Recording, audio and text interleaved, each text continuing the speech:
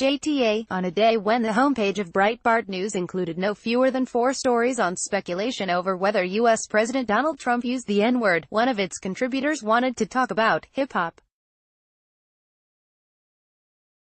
In a tweet Wednesday, Joel Pollack, Breitbart's editor-at-large, tweeted about his visit to a local boxing gym, owned by a terrific black guy. Having heard the word used repeatedly in the rap music played over the gym sound system, Pollack suggested that the country is overdue for a real national conversation about the word and its public use. Get the Times of Israel's daily edition by email and never miss our top stories. Free sign up. Twitter quickly pointed out that such a national conversation has been going on for years. I just googled, should black people use the N-word, and literally got 691 million results.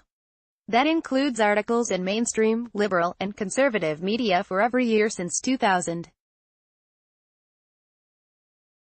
In 2003, Randall Kennedy wrote an entire book on what he called the nuclear bomb of racial epithets, sparking, well, a national conversation.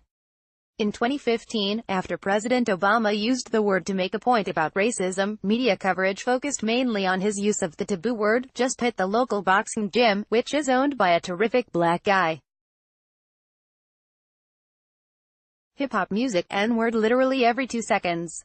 I don't like it, but this is just what the cool people listen to, I guess. Maybe we are overdue for a real national conversation about the word and its public use. Joel B. Pollack, at Joel Pollack, August 15, 2018. Many commenting on Pollack's tweet noted that a consensus on the question has become pretty clear. I am white. You are white, one Quincy Wheeler wrote in response to Pollack. We do not use this word. We do not decide how black people can or cannot use this word. Good conversation. Thanks. The grounds for this debate, for anyone who needs reminding, is the prevalence of the N-word in black culture, from rap lyrics to the way black men and women have reclaimed the word as a term mostly of endearment or brotherhood. African Americans don't necessarily agree that its use in black slang is benign. Some black leaders say its frequent use is a form of self-hatred, or that it gives license for whites to use the word. A few years ago, on a segment on the question on the ESPN show, Outside the Lines, Kareem Abdul-Jabbar was adamant that the word should be retired from everyday use. I think your generation should understand that that word was used to beat people down, the author and basketball legend told young viewers. I'm a black man. I use the N-word, replied Charles Barkley, another basketball Hall of Famer and now an outspoken analyst on the sport and other matters. But both sides agree, whites shouldn't use the word, not in jest and certainly not in anger. A double standard. Ta-Nehisi Coates of The Atlantic magazine explained why that's okay. It is normal in our culture for some people or groups to use certain words that others can't, he said at an event in 2017. Coates gave the example of a man calling his wife honey, women calling each other bitch, children referring to their parents as mom and dad but not by their first names. Joel Pollack at Donald Trump's presidential inauguration, January 20, 2017. Courtesy. The question one must ask is why so many white people have difficulty extending things that are basic laws of how human beings interact to black people, he said. The wild speculation over whether Trump used the word is fed in part by the notion that if he did, he would pay a political price. Having escaped censure for singling out Muslims, the disabled, prisoners of war, women, and blacks, the thinking goes Trump would at last face real consequences if he were heard on tape using the N-word.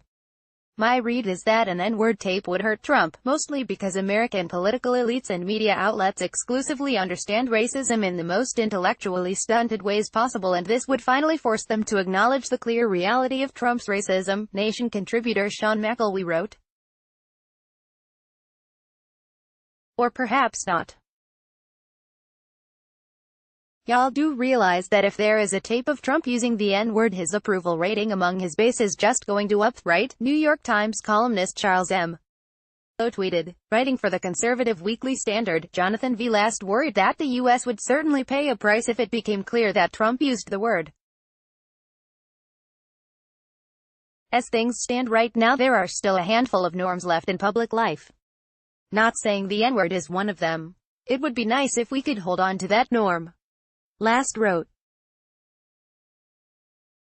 If we have a tape of the President of the United States saying it and he suffers no proximate consequences, that norm will be shattered. Pollock's tweet leaves open the question about his own motivations. A cynic would say he was trying to prepare the ground for a defense of Trump should it emerge that he indeed used the word. A different reading would be that he agrees the word should be taboo, and feels black artists and gym owners should take the lead in removing it from everyday use. Of course, both interpretations could be true. Mark my words, when that tape of Trump saying the N-word drops, expect him to mount the, well, black people say it defense, comedian Cyrus McQueen tweeted. And every troll under the bridge will flood Twitter with, is a double standard.